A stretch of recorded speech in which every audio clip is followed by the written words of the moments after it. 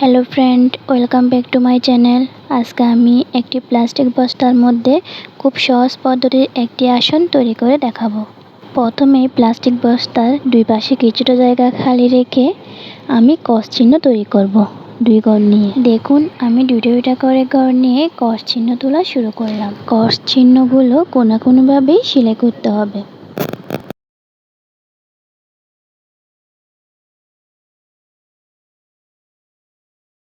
এভাবে আমি কোনাকুনিভাবে ক্রস চিহ্নগুলো তুলে নিব। অন্য একটি লাইন তৈরি করার সময় লাইনের গ্যাপগুলো অবশ্যই ঠিক রাখতে হবে। আমি 20 ঘর করে ছেড়ে দিয়ে তারপর অন্য একটি লাইন তৈরি করেছি। আপনারা চাইলে লাইনের গ্যাপগুলো একটু ছোট বা বড় করতে পারেন, তবে সব কয়টি লাইনের গ্যাপ এক সমানই হতে হবে। আমি এভাবে 20টি করে ঘর ছেড়ে অন্য একটি লাইন তৈরি করেছি। সেম 20টি করে ঘর ছেড়ে আমি পুরোটা আসন তৈরি করে নিলাম।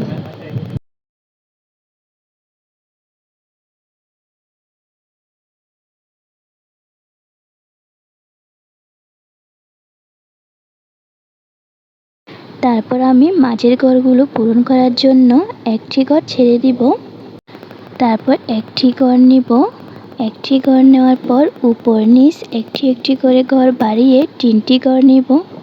এভাবে 3টি ঘরের পর উপর নিচ একটি করে ঘর বাড়িয়ে 5টি, তারপর 7টি, তারপর 9টি, এভাবে 5টা লাইন তৈরি করব।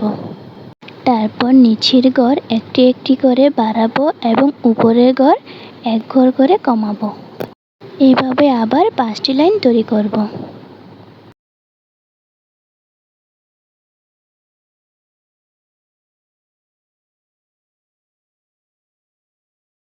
সেম আবার উপরের দিকে এক ঘর করে বাড়াবো এবং নিচের ঘর এক ঘর করে কমাবো। এভাবে একে একে 5টি ঘর তৈরি করে নেব।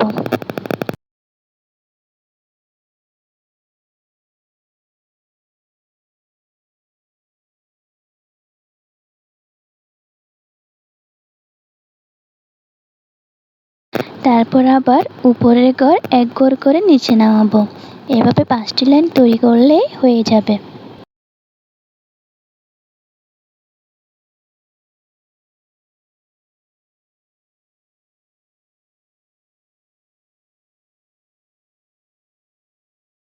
এভাবে আমি প্রতিটি লাইনে এই লাভের ডিজাইনটি তৈরি করে নিলাম।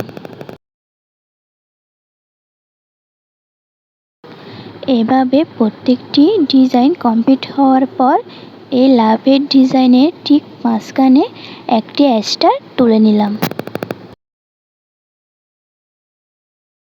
এইভাবে আমি পুরোটা আসনে লাভের ঠিক মাঝখানে একটা করে স্টার তুলে নিলাম।